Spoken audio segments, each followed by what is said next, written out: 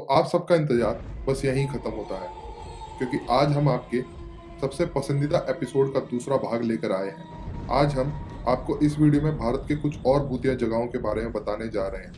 हमारे इस एपिसोड के पहले भाग को इतना पसंद करने के लिए और हम तक अपने सुझाव पहुंचाने के लिए धन्यवाद। तो चलिए दोस्तों, एक बार फिर आपको लेकर चलते हैं भारत के सबसे भूतिया जगहों पर। Down hill of Kurseong. Paschim Bengal के दार्जिलिंग में स्थित कुरसोंग एक छोटा और बेहद खूबसूरत हिल स्टेशन है, जिसका स्थानीय नाम खरसंग है। यह जगह यूं तो खूबसूरत वादियों और कुदरत के सुंदर नज़ारों के लिए मशहूर है, लेकिन यहाँ से कुछ ही दूरी पर स्थित डाउनहिल नाम की एक जगह के कारण इसे भारत की कुछ सबसे डरावनी जगहों में से एक माना जाता है, जिसके बारे में बहुत से लोगों को आज तक नहीं पता। इस जगह पर मर्डर और भूतों की बहुत सी कहानियां प्रचलित हैं। स्थानीय लोगों की अगर माने तो यहाँ के विक्टोरिया बॉयज हाई स्कूल में एक दो नहीं बल्कि अनगिनत भूत और आत्माएं रहती हैं, जिसके कारण इस जगह के आसपास में फुसफुसाहट, बच्चों के शोर और भागने की तथा बच्चों के रोने और हंसने की आवाजें लगातार सुनाई पड़ती रहती हैं। इस स्कूल के पास ही एक जंगल भी है, जहाँ बहुत से लोगों का मर्डर हुआ है, जो इस जगह को और भी ज्यादा डरावना बनाती है। इस जगह पर एक सरकटे बच्चे की कहानी बहुत प्रचलित है। कहा जाता है कि स्कूल के अंदर और आसपास कई लोगों ने एक बिना सर वाले बच्चे का भूत देखा है, जो कभी स्कूल में खेलता नजर आता है तो कभी रोड पर चलता हुआ नजर आता है और फिर अचानक जंगल में कहीं गायब हो जाता है। जो भी व्यक्ति इस सरकटे बच्चे के भूत को एक बार देख लेता है, उसे यह बच्चा हर जगह दिखाई देने लगता है और हर पल किसी नकारात्मक साये के होने का एहसास होने लगता है, जिससे डर कर कई लोगों ने आत्महत्या भी कर ली है। इस जंगल के आसपास से गुजरने वाले लोगों का कहना है कि यहाँ से गुजरते वक्त ऐसा लगता है कि जैसे कोई साया उनका पीछा कर रहा हो।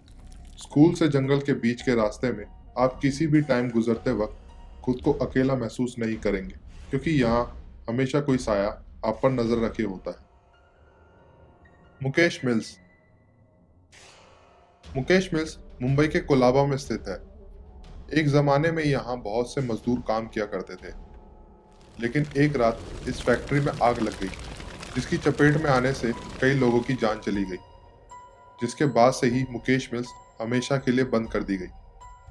लेकिन इस जगह में एक अजीब सी आकर्षण के कारण इस जगह को फिल्म्स और टीवी सीरियल की शूटिंग के लिए इस्तेमाल किया जाने लगा। इस जगह पर कई फिल्मों की शूटिंग हुई है, जिनमें से हम फिल्म का गाना चुम्मा चुम्मा दे दे और वांटेड मूवी का एक फाइटिंग सीन भी हम सबको याद है। सबसे आश्चर्यजनक बात यह है कि यहाँ कोई भी सूरज ढलने के बाद शूटिंग नहीं करता। मशहूर एक्टर अमिताभ बच्चन ने भी अपने पर्सनल ब्लॉग में इस जगह के बारे में जिक्र करते हुए कहा था कि यह जगह काफ़ी मिस्टीरियस और डरावनी दिखाई देती है। कई बॉलीवुड एक्टर्स और डायरेक्टर्स यहाँ शूटिंग करने से इनकार कर चुके हैं, क्योंकि ऐसा माना जाता है कि यह जगह बेहद खतरनाक है और यहाँ फैक्ट्री की आग में मारे गए लोगों की आत्माएं भटकती रहती हैं।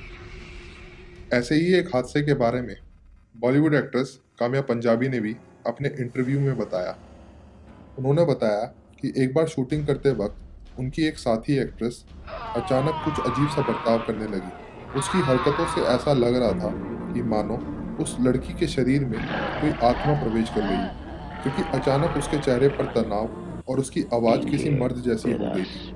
उसने गुस्से में बोला, चले जाओ यहाँ से, मैंने कहा था ना यहाँ मत आना, ये हमारी जगह है।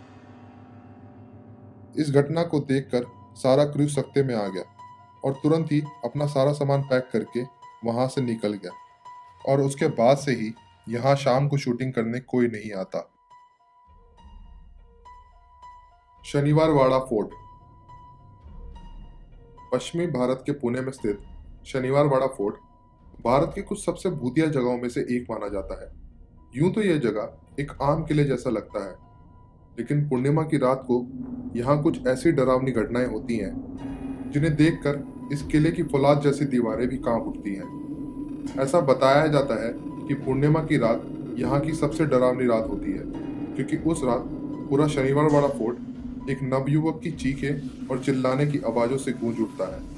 ये आवाज़ें इतनी डरावनी और भयावह होती हैं कि इनका अनुभव करने वाले लोग शनिवार वाड़े का नाम सुनकर ही दहल जाते हैं। तो आइए जानते हैं क्या है इन चीखों का रहस्य। भारत के सुप्रसिद्ध सेना नायक बाजीराव ने सन 1732 में इस किले को बनवाया था। यह एक बेहद महत्वाकांक्षी परियोजना थी जिसके निर्माण में 16,110 रुपयों की लागत आई थी। यह धनराशि 1732 की तुलना में बहुत ज्यादा थी।